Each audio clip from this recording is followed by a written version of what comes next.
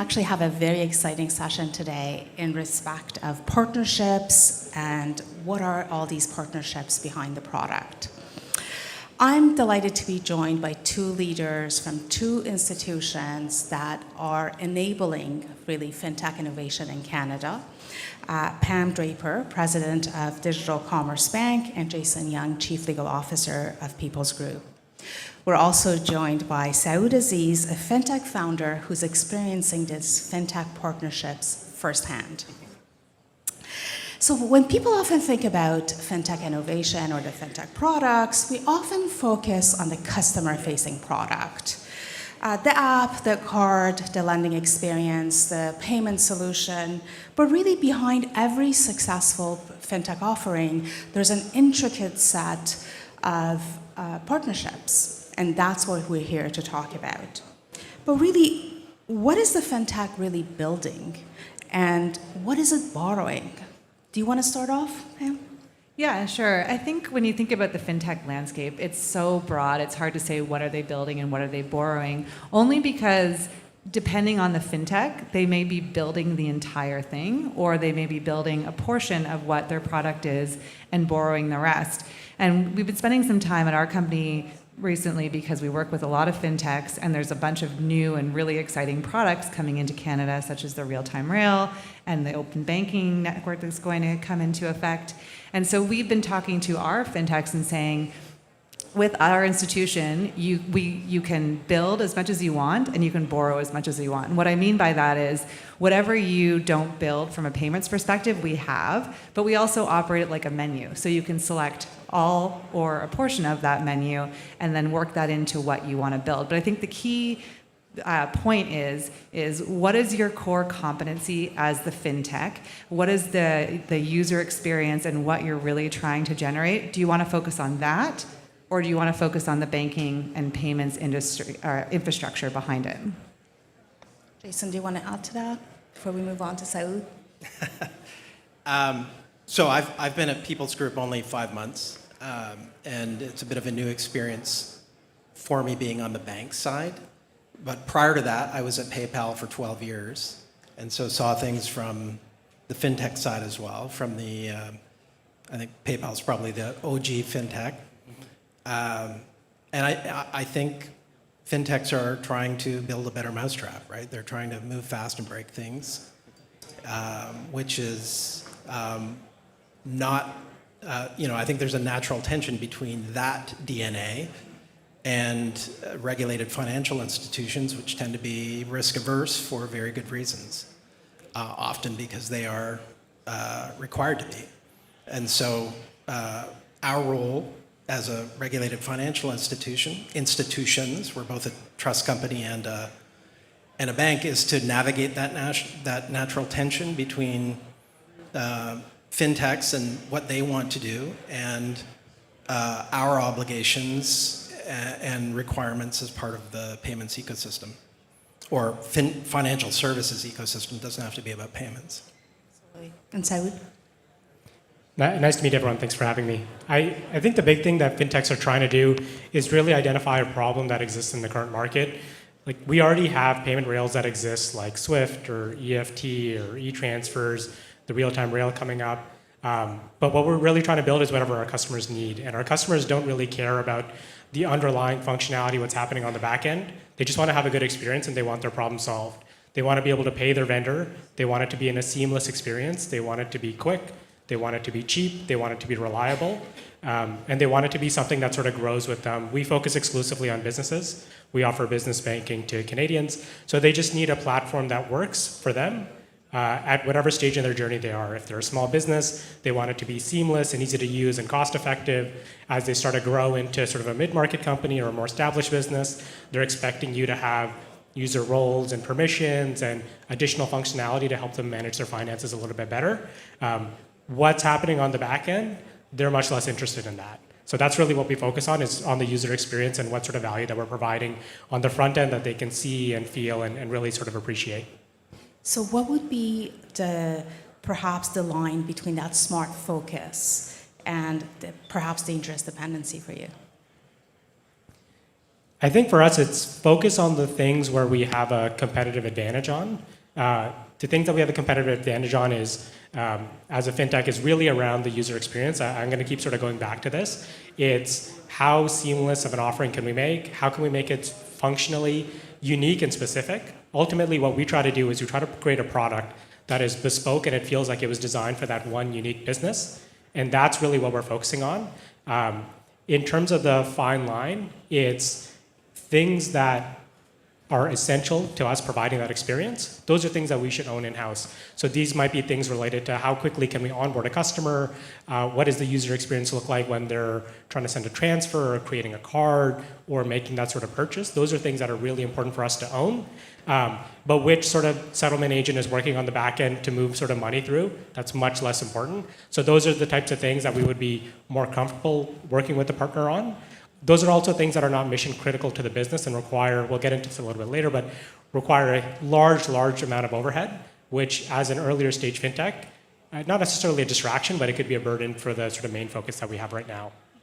And that's so interesting because lately we've been hearing so much discussion about going direct. Going direct to the payment rails, going direct to Interact, direct to the payments network. So when you two, Jason and Pam, you hear this, are we talking ambition, maturity, or are we just being naive? Do you want to take that on first? I think we're talking about all three. And the reason we're talking about all three and we're having these conversations with companies today is some people, for their business, it makes sense and they've done a lot of thought and they've done a lot of research into what Saud alluded to, which is the total commitment required to be a direct connector to some of the rails in terms of compliance staffing, in current terms of technology and technology staffing, the global picture of what is required beyond the per transaction costs that it reduces you. So people in fintechs who have done that work, they're looking at ambition potentially. But then there's a lot out there that haven't done the full scope of that work, and they're looking at a headline which says, if I'm a direct member, my cost to be on the direct network is this per transaction, versus my cost to connect through a provider is X per transaction. And if they're looking at just that per transaction savings, that's extreme naivety because they don't understand what we understand deeply, which is the investment in the team and the technology infrastructure that's required to get to that level of participation, which when you aggregate that investment and then make a per transaction cost that considers it, your per transaction cost is much higher. Arguably, it could be much higher than a cost that we might be charging our customers because we aggregate that investment, that infrastructure, that compliance investment over our entire customer base versus just one fintech going and doing it for their own behalf. And so building on that, Jason, you've previously mentioned to me that becoming a bank or a trust company is not really for amateurs. So let's unpack that. Well, as Pam was saying, there's a lot that being a bank is not just about having a banking license. Being a trust company is not just about having a trust license. There is a lot of regulatory overhead, whether it's the assets, the technology, the fraud controls, the compliance function, et cetera. It's I think, and we talked a little bit about this yesterday, I think it's also, if you go back to what fintechs are trying to do and how they go about doing that, the successful ones anyway, they're trying to innovate and constantly reinvent themselves until they find their market. And then, they need to continue to innovate in order to scale. That culture of, again, moving fast and breaking things will be impaired as soon as you start thinking like or having to act like a regulated financial institution. And that's true in Canada and in other markets. Again, in my previous life, we operated in 203 markets around the world, and I saw this happen time and again. And I can say that even a company as large as even a fintech as large as PayPal made very calculated choices about how they wanted to be regulated in specific markets. And in some cases, we withdrew from or changed our business model in order to avoid regulation, because being regulated in those markets within that specific context didn't make sense from a business standpoint. So that's a calculus that I think fintechs need to go through whenever they're confronting questions about whether to go direct and whether to partner. And Pam, both yourself and Peoples, you operate in ways that perhaps the big banks are not operating. What do you think is making that difference? Well, for us, we operate in a different way because that truly is our business. So while we have a banking license within our corporate structure, we use it very differently. We use it purely for the purpose of facilitating online payments via our APIs. We don't have any retail customers, meaning individuals. We have purely corporate customers, and those corporate customers use us to move high-velocity payments across every major Canadian payments rail, whether that's Interact, EFT, bill pay. We're also the only financial institution in Canada that does card issuing as well as card processing under one roof. So for our perspective, we're much more of a fintech than we are an actual bank, despite having that license. So we've been talking about partnerships and all the wonderful things that they bring, but I'm sure there's some challenges as well. What are perhaps some of the things that sometimes make partnerships get messy? Do you want to start touching on that? Yeah, I think the biggest thing is a fintech's job is to innovate and push the boundary and do things that have never been done, where a partner's job is to empower that, but also maintain some of the guardrails because of their sort of licensing structure. I think that is where that healthy push and pull happens, where we might come up with a specific product construct that we think is extremely innovative, is going to be quite important to the market, but it hasn't been done before. So it's trying to get a sense of how do we still launch this product in the same sort of innovative approach that we want, while still meeting the regulatory requirements that do not necessarily apply to us, but do apply to our partners. I would say that's probably where a lot of the friction comes from. But those are just things of have a good partner and work with them on it. But you can't always get those sort of things across the line, which I would say that's the most sort of challenging part.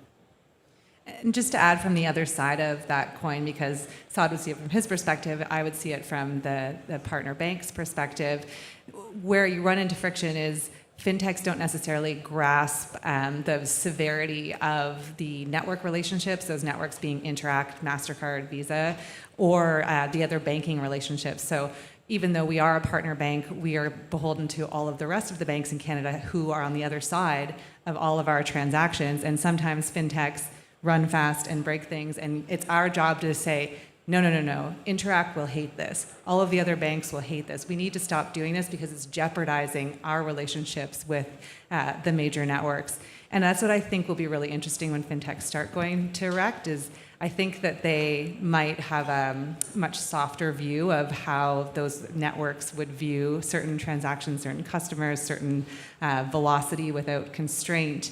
The guardrails that we put in place by virtue of having a banking license since 2007 and knowing how the networks in Canada will operate and what will irritate them and what will not, I think we'll start seeing a much more direct-facing friction when you remove maybe some of those partner bank relationships and allow the fintechs to go direct. And Saud's laughing, he knows exactly what I mean. Yeah, we'll go fight directly, yeah. So what would be perhaps some of the early signs that something may be going wrong? Jason, do you want to, or any of you? When I get a call from from people like Saud, I think that just sort of building on the previous question, I think our role as the partner financial institution, as the expert in the regulatory landscape, the compliance obligations, is to help the fintech, help the partner navigate, get to end of job on whatever it is that they're trying to build, that better mousetrap. And so there's a lot of work that we have to do internally to figure out, okay, our partner wants to do X. There are, Y considerations. How do we navigate that? How do we help the fintech, help our partner do what they want to do in a compliant way, in a safe way, so that in a way that minimizes or mitigates risk. It doesn't mean that you can't take risk. I think that's important.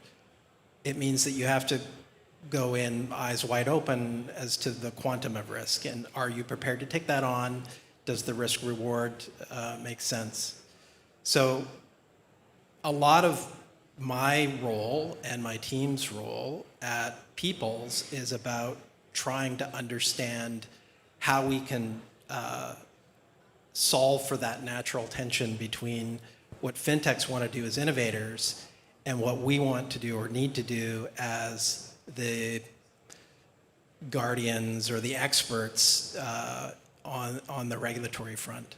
And a big chunk of that is also acting as a connector between other members of the payments, or I keep saying payments, of the financial services ecosystem, including, as Pam mentioned, the networks, regulators, et cetera, because they have expectations of us. Those expectations flow down through the various downstream participants.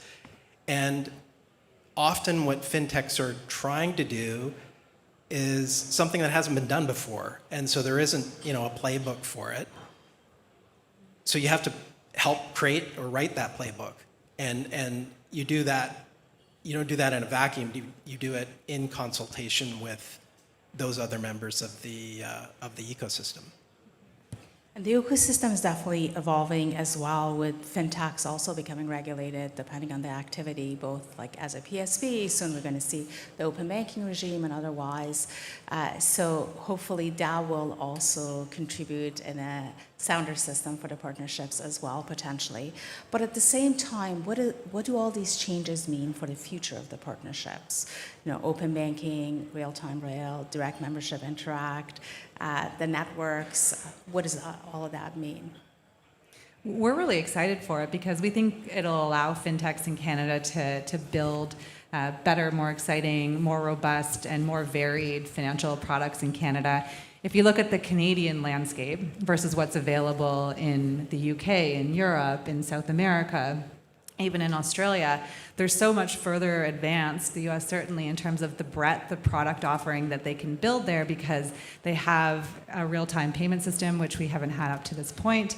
And they also have regulations or guidance around open banking, which has given fintechs and banks the confidence to allow building in that space. So as we look at real-time rail coming in, and we look at open banking coming in, and we look at stablecoin regulation coming in, all sort of at once, I don't actually think there's ever been a time in recent history in Canadian payment space that has had so many changes and potential positive changes for the better that will allow for more building because of the clarity here. So we're really excited, and having always been focused on the technology side of payments, we see so much more opportunity, whether that's in the real-time rail space where we're building to Wave 1, we're the only bank in building to Wave 1 that will allow fintechs to connect directly to the real-time rail. And when I think about what our potential customers could do when open banking regulation comes in, we're really excited, and there's huge momentum in the space right now, and there's never been more in my career more to talk about at one point.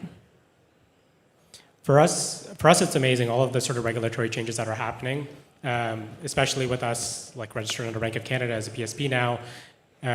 When thinking about fintechs, it's essentially an economies of scale business, where you start off early, your cost is going to be higher, but where you sort of compete is on that user experience, and you grow and you grow and you grow. And traditionally what it would be like is you would need to hit a certain level of scale where it makes sense to take on some of those obligations and requirements that you were both mentioning, but that's a very, very long and far and difficult, challenging journey. With us being able to do more on our own, it helps us innovate faster. It's going to create more fintechs that are able to go further, without having to sort of go through that sort of big hurdle of having to become like a licensed institution or things like that. So I think overall it's going to be really good for us, and anything that is good for fintechs ultimately flows down back to the consumer and the individual businesses that we're building for. So I think all of these changes are going to be really, really good for us, and it's going to help more fintechs like us thrive and go further, but also create more. I'm excited. I'm excited as a Canadian. as a consumer of these services. I want to see what you do, yeah, and I want to participate in that. I want to take advantage of that as a Canadian, as a consumer. And the reason that I came to Peoples from PayPal 5 months ago was because I saw that Peoples as an institution was going to play an important role in facilitating and enabling that type of innovation. Think back to 2018. I was doing a bunch of government relations work at the time for PayPal, and there was no conversation taking place in this country on open banking, which had already been adopted in many other markets.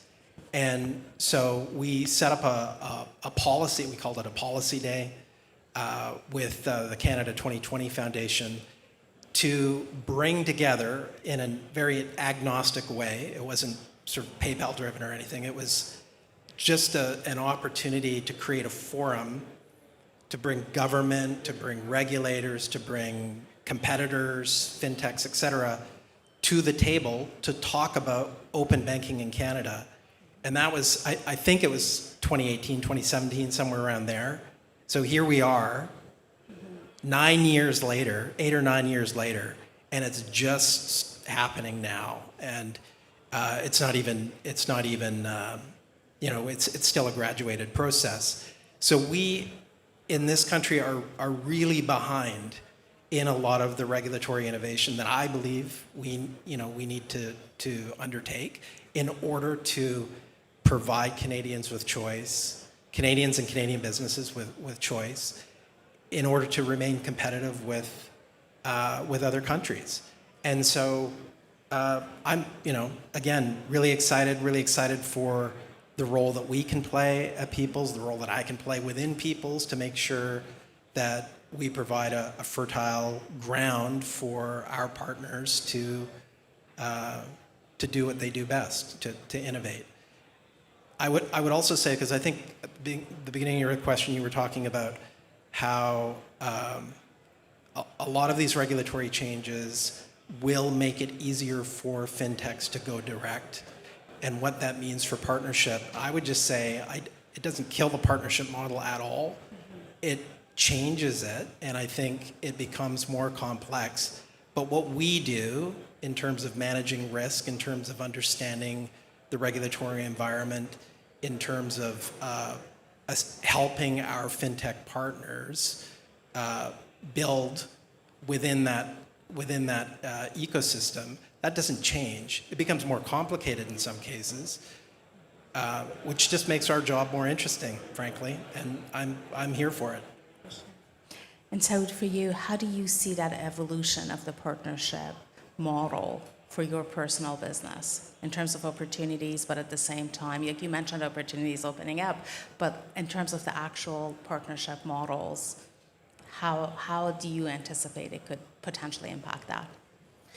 I think it definitely changes, but it doesn't change to the extent that it doesn't exist anymore. So similar to what you were mentioning, Jason. For me personally, I'm very, very excited. Like the more flexibility that we have to control our own destiny and sort of innovate and build products how we sort of see fit, it's going to be for the better. But I feel like there's going to be a lot of sort of work on the other side once we start to work with some of these partners directly. I think right now there's a little bit of guarding fintechs and acting as sort of the middle layer and translating some of these requirements for us.